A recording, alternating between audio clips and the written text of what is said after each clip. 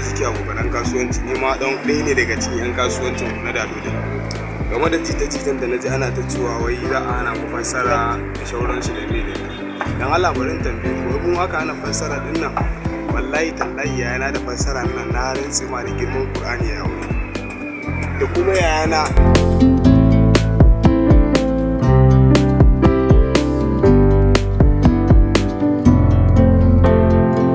nan a cikin shagon sanaki da kudin Dalodin din nan yayi aure kuma da aka hana fassara aka hana wani abu kai za mu ci abinci.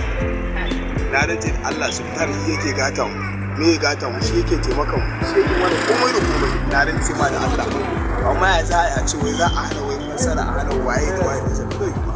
Dan Allah su ake mu koma sace muna arewa sau an hana mu ta muna me an hana mu gwamnati. Dan Allah dan Allah dan darajar Allah a ban mu ci gaba da yin sana'a mu yanda muke so, saboda ba wannan abu ne muke gaya muku da wani abu ba.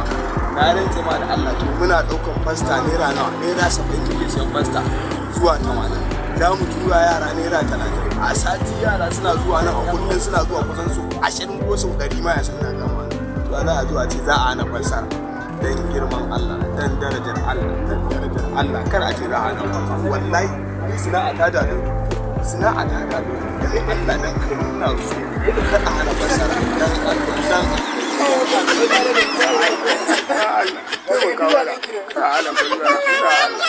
Abin da yake ban kusa da ne yan uwa abokan arziki don tsarkake islam. Na ji oga ma yana ta cewa wai zai saka mana malu.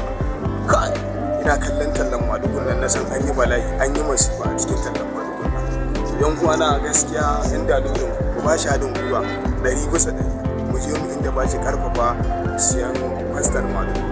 Kuma wai jita-jitan da kake cewa za a hana fassara gaskiya wani ni fa da ido na ga Yarabawa suna fassara fim din Hausa. In kana so ni zan iya tura ma fim din da Yarabi ne tura ya fassara fim din Hausa.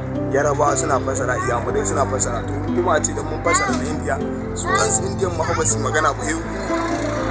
Allah na roƙe ka, Allah ka raba mu da cutar hasada, Allah ka raba mu da cutar hasada. Amin summa Allahumma salli ala sayyidina Muhammad wa ala ali sayyidina Muhammad kama sallaita wa ala ali Ibrahim